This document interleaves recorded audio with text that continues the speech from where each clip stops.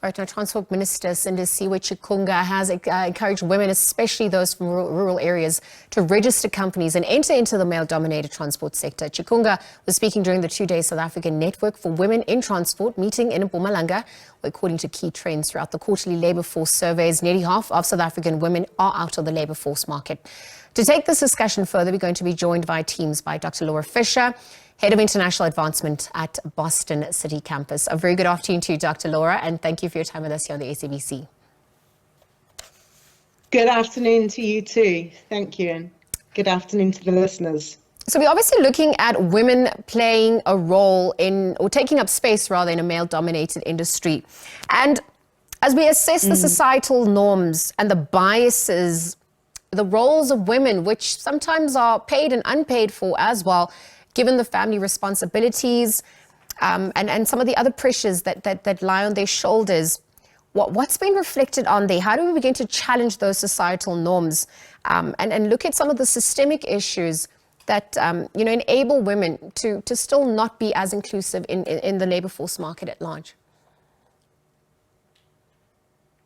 Sure, yeah. I must say that the report that came out today, when Stats SA released their details on the unemployment rates, and just reflecting on the gender gap in unemployment still, it's just been quite a sort of sobering to think about.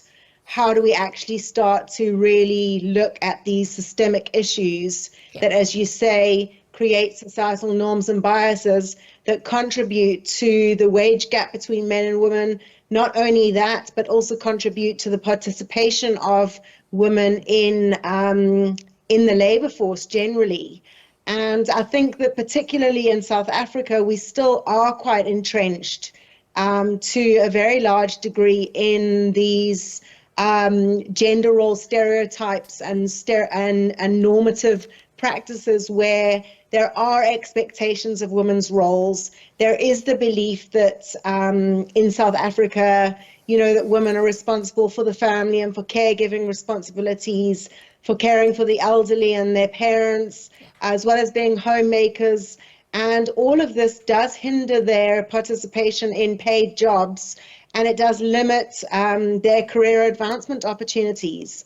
And I think that there really has been sort of a lack of support and a lack of acknowledgement of the need for policy to really shift and start to address how do we actually begin to really deal with the absence of women in the workplace, and how do we begin to deal with this issue of unemployment that is rampant across both genders, but even exacerbated when you look at the statistics around women and unemployment. No, absolutely. And one is to question whether we are simply rearranging the chairs on the decks of the Titanic, or there's actually enough political will to enforce these changes. Yeah. And the conversations become tiring because year in, year out, it doesn't seem like we're doing a lot, but there are strides that have been taken, and so we can't ignore that. Occupational segregation, where women obviously receive lower pay as opposed to their male counterparts, perhaps also hitting the glass ceiling, women lacking in terms of representation and leadership within the workplace. How do you think that's also played a role? Yeah. I think that occupational segregation definitely still exists in South Africa. Studies have found over and over again, in fact, that it's actually worsening. And I think it's worsening because, as you say, it's about, are we reorganizing the chairs around the Titanic? I must say, I had a moment when I looked at the report where I thought, we're a sinking ship. How are we in this state still? And unfortunately, there is such a desperation for employment that when one is employed, you take whatever is offered. And this often leads to an unequal distribution of wages among people who have the same jobs but happen to be of a different gender.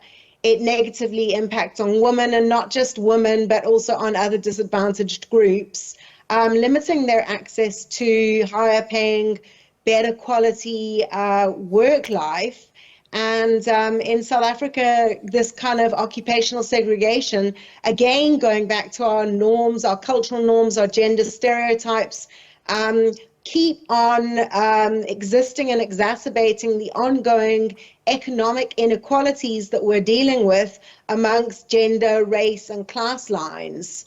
You mentioned the glass ceiling. I think this is something that is very real as well. The glass ceiling effect results in women getting to a position where they feel they actually can't advance their profession any further. And it's characterized by it's called a glass ceiling because it's an invisible and yet very powerful force that is at work. It's an unseen barrier that restricts women from being promoted or accessing senior management roles in organizations. And this glass ceiling effect not only affects women's career progression, but it also affects what we spoke about at the beginning of the conversation, and that is the ongoing and the perpetuating cycle, because what happens then is that because women aren't being elevated and they aren't being represented in really profound visual or visible leadership roles, they can't role model to girls and young women what the potential for their own lives are.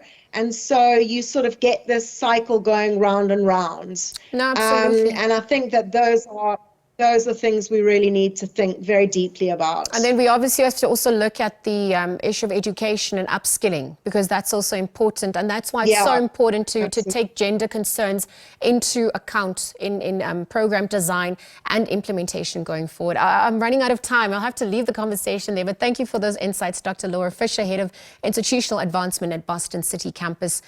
Just unpacking some of the Q2 2023 unemployment statistics, what's been reflected, and perhaps how we can create a more conducive society that is inclusive, promotes equity, equality, and sustainability at large for all. Again, thank you to Dr. Laura, for her time.